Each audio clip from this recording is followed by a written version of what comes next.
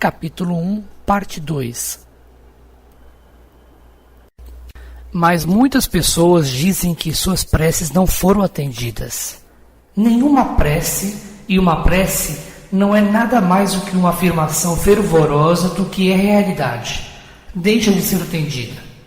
Todas as preces e afirmações e todos os pensamentos e sentimentos são criativos, até o ponto em que forem tidos fervorosamente como verdadeiros, se manifestarão em sua experiência.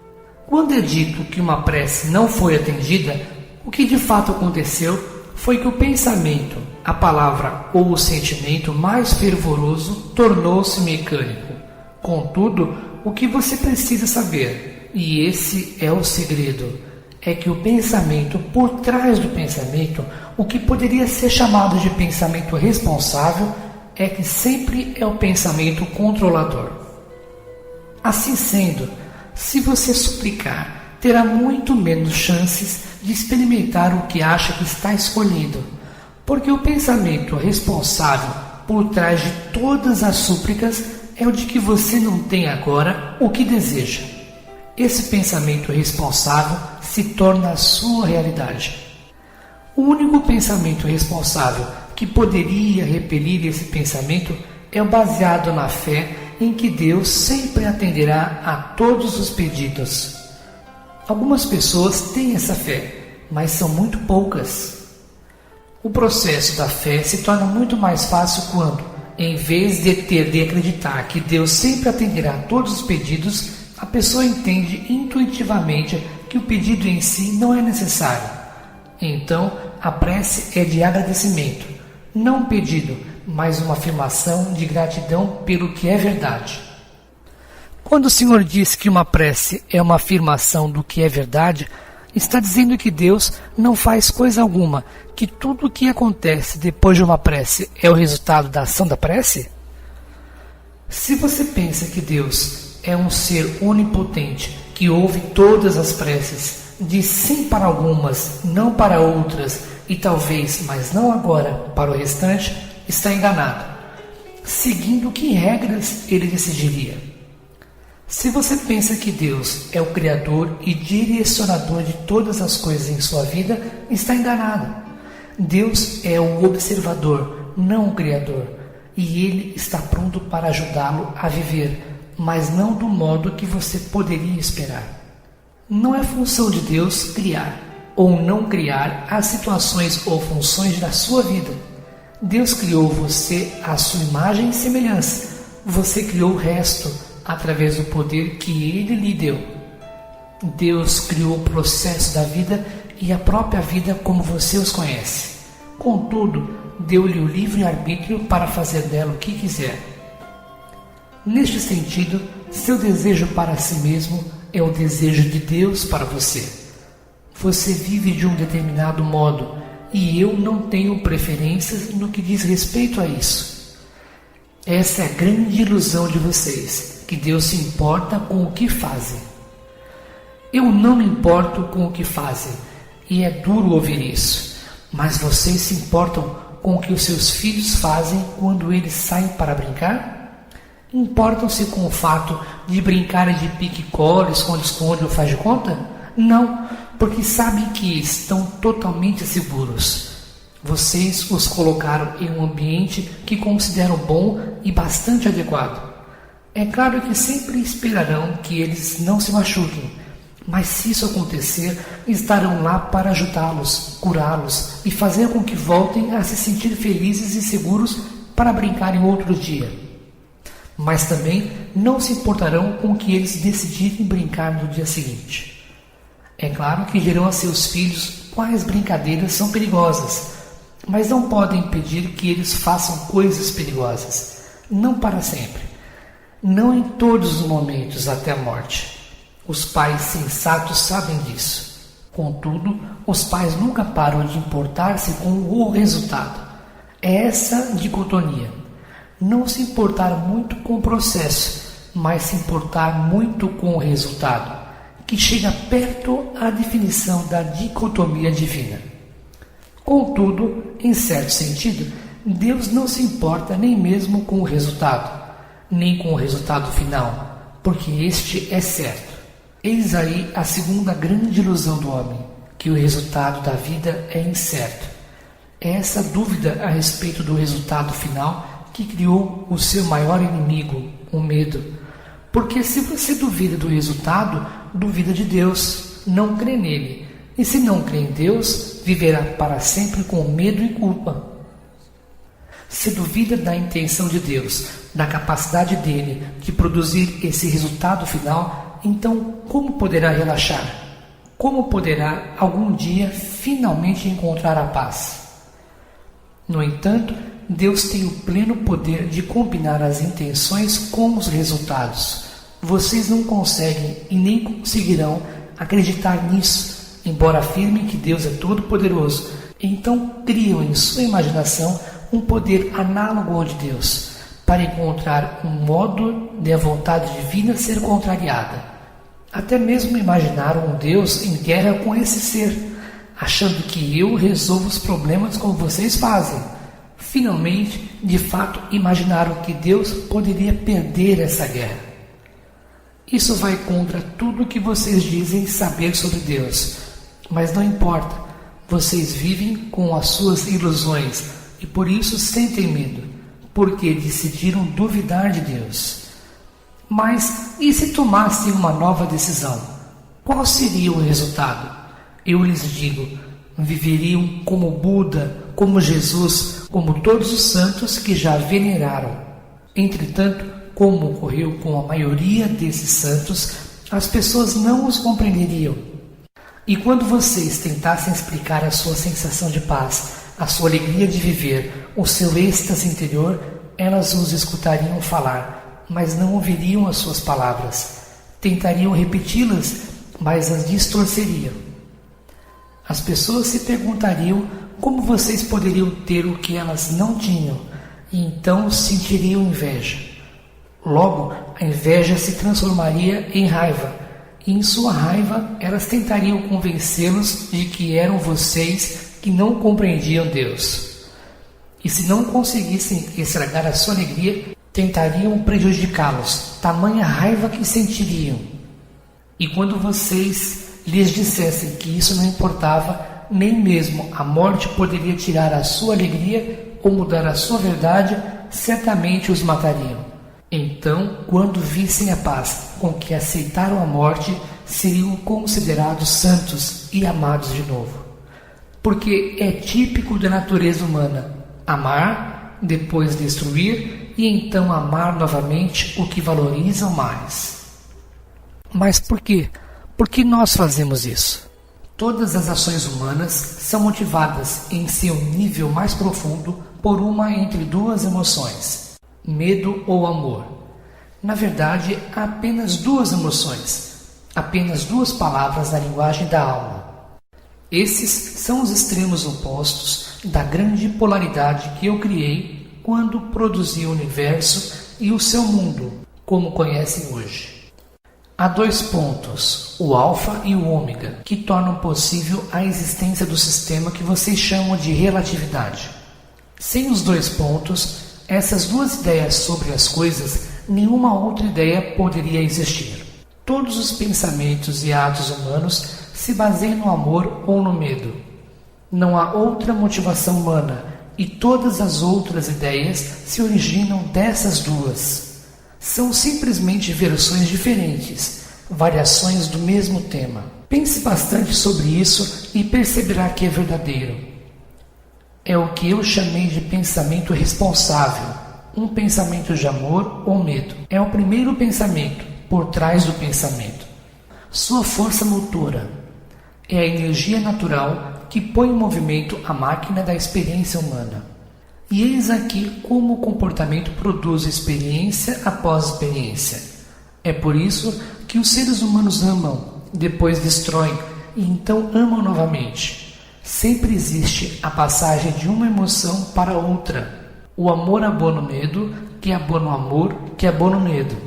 E o motivo é a primeira mentira, aquela que vocês têm como verdadeira em relação a Deus, a de que não se pode confiar nele, nem depender do seu amor, e que a aceitação dele a seu respeito é condicional, que, portanto, o resultado final é incerto. Porque se vocês não pudessem confiar em que o amor de Deus sempre existirá, no amor de quem poderão confiar? Se Deus os abandonar quando não agirem adequadamente, os simples mortais não farão o mesmo? E então sucede que quando vocês juram o seu amor mais sublime, enfrentam o seu maior medo. Porque a primeira coisa com que se preocupam depois de dizerem eu o amo é se ouvirão o mesmo como resposta. E se ouvirem, começarão imediatamente a preocupar-se com a possibilidade de perderem o amor que acabaram de encontrar. E por isso toda ação se torna uma reação, uma defesa contra a perda, até mesmo quando vocês tentam defender-se contra a perda de Deus. Contudo, se soubessem quem são os seres mais maravilhosos e notáveis que Deus já criou, nunca sentiriam medo. Quem os poderia rejeitar? Nem mesmo Deus encontraria falhas em seres assim. Mas vocês não sabem quem são e se consideram ser muito menos. E de onde tiraram a ideia de que são muito menos do que maravilhosos? Das únicas pessoas cujas palavras aceitariam para tudo, sua mãe e seu pai. Essas são as pessoas que vocês amam mais. Por que mentiriam?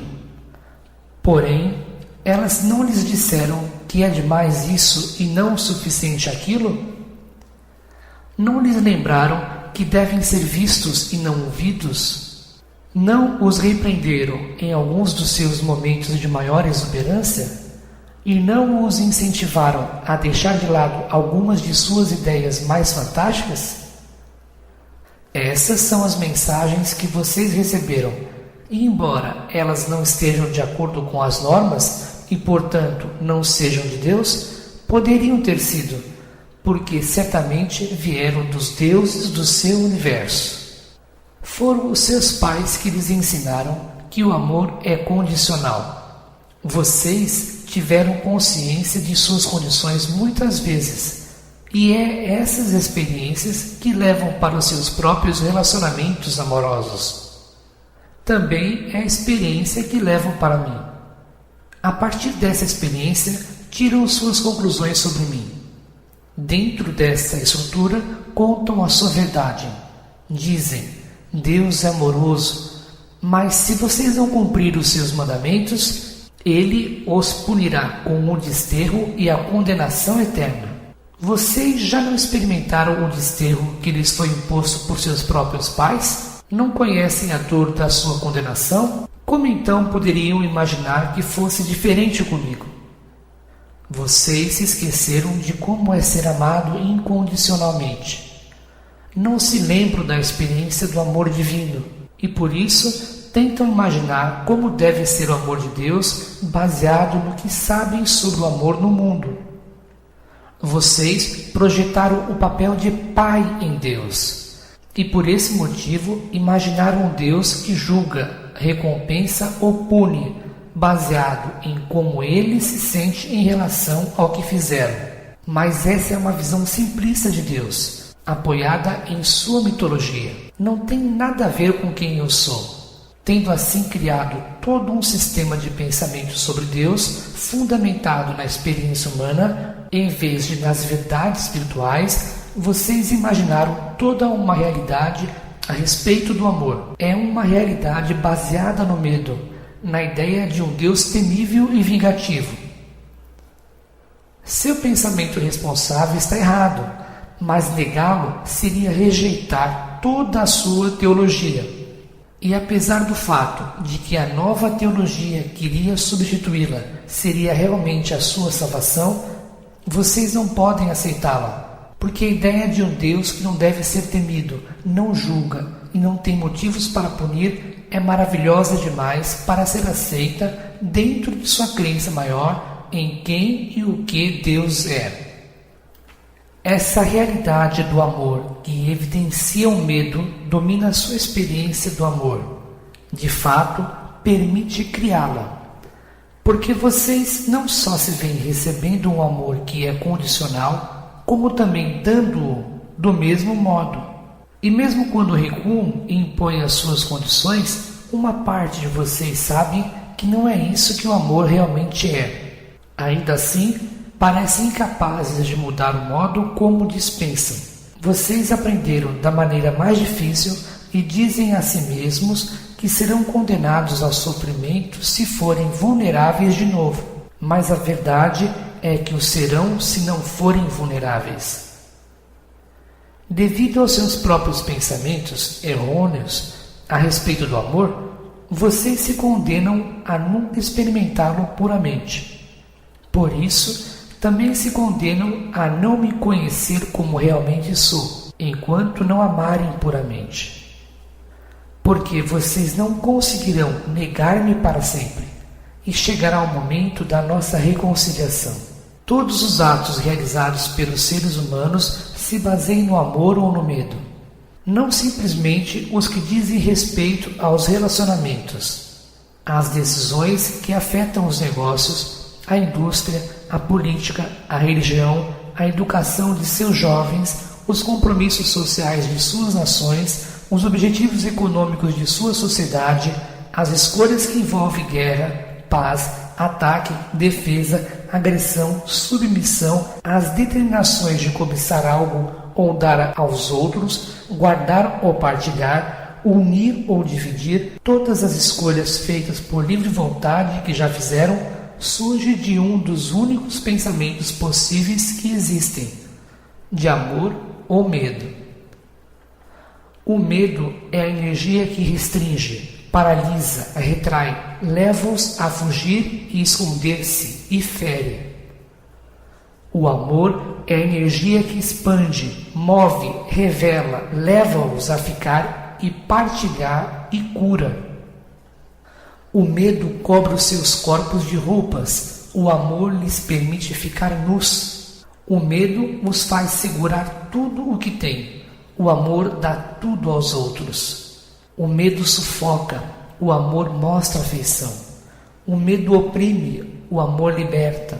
O medo irrita, o amor acalma. O medo critica, o amor regenera. Todos os pensamentos e atos e todas as palavras humanas se baseiam em uma dessas emoções.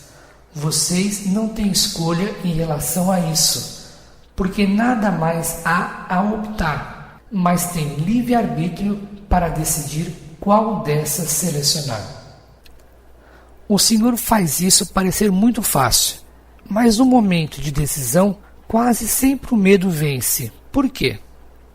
Vocês aprenderam a viver com medo. Ouviram falar sobre a sobrevivência do mais hábil, a vitória do mais forte e o sucesso do mais esperto. E por isso tentam ser os mais hábeis, os mais fortes e os mais espertos, de um modo ou outro. E caso se vejam como algo menos do que isso em qualquer situação, temerão a perda, porque lhes disseram que ser menos é ser perdedor. E então, é claro que escolhem a ação que o medo justifica, porque foi isso que aprenderam. Contudo, eu lhes ensino isto.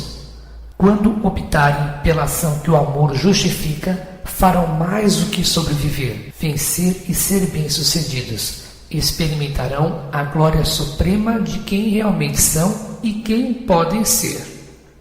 Para isso, devem deixar de lado os ensinamentos de seus mestres mundanos, bem-intencionados, mas mal informados, e ouvir os ensinamentos daqueles cuja sabedoria vem de outra fonte.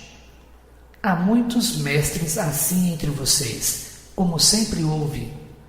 Eu não os deixarei sem pessoas que possam orientá-los, mostrar-lhes e ensinar-lhes essas verdades, e lembrá-los delas. Contudo, o maior lembrete não vem de fora, mas da voz dentro de vocês. Esse é o principal meio que eu uso, porque é o mais acessível. A voz interior é a mais alta com que eu falo, porque é mais perto de vocês. É a voz que lhes diz se tudo o mais é verdadeiro ou falso, certo ou errado, bom ou ruim, segundo as suas definições. É o radar que determina o curso, governa o navio e indica o caminho se vocês deixarem. É a voz que lhes diz neste exato momento se as próprias palavras que estão lendo são de amor ou medo. Assim, poderão determinar se são palavras que devem ser ouvidas ou ignoradas. Mas o Senhor disse que quando eu sempre escolher a ação que o amor justifica, experimentarei a glória suprema de quem eu sou e posso ser. Por favor, pode explicar melhor? Há apenas um objetivo para toda a vida, que você e todos os seres vivos experimentem a glória suprema. Tudo mais que você diz, pensa ou faz serve a esse objetivo. Não há mais nada para sua alma fazer e que queira fazer. O maravilhoso neste objetivo é que ele é eterno. O fim é uma limitação e o objetivo de Deus é ilimitado. Se em algum momento você experimentar a sua glória suprema, nesse instante imaginará uma glória ainda maior a atingir. Quanto mais você é, mais pode tornar-se, e quanto mais você se torna, mais ainda pode ser. O maior segredo é que a vida não é um processo de descoberta, mas de criação. Você não está se descobrindo, mas se recriando. Por isso, tente não descobrir quem é, mas determinar quem quer ser. Há pessoas que dizem que a vida é uma escola, que estamos aqui para aprender lições específicas, que quando nos diplomarmos poderemos ter objetivos mais amplos, não ser mais escravos do corpo. Isso é correto? É outra parte de sua mitologia, baseada na experiência humana. A vida não é uma escola? Não. Então, por que estamos aqui? Para lembrar e recriar quem são. Eu lhes disse repetidamente, vocês não acreditam em mim. Todavia, isso se justifica, porque de fato, se não criarem a si próprios como quem são, não poderão ser assim. Estou confuso. Vamos voltar um pouco a essa escola. Ouvi mestre após mestre dizer que a vida é uma escola. Fico realmente surpreso ao ouvir o senhor negar isso. A escola é um lugar para onde você vai se há algo que não sabe e deseja aprender. Não é um lugar para onde vai se já sabe uma coisa e deseja apenas experimentar o seu conhecimento. A vida, como a chama, é uma oportunidade de você saber experimentalmente o que já sabe conceitualmente. Não precisa aprender coisa alguma para fazer isso. Precisa apenas lembrar do que já sabe e agir de acordo com esse conhecimento. Não sei se entendi bem. Vamos começar aqui. A alma. Sua alma sabe tudo o que há para saber o tempo todo. Nada é misterioso ou desconhecido para ela. Entretanto, conhecer não é o suficiente. A alma procura experimentar. Você pode saber ser generoso, mas a menos que faça algo que demonstre a sua generosidade, terá apenas um conceito. Pode saber ser bondoso, mas a menos que seja bondoso com alguém, só terá uma ideia a respeito de si mesmo.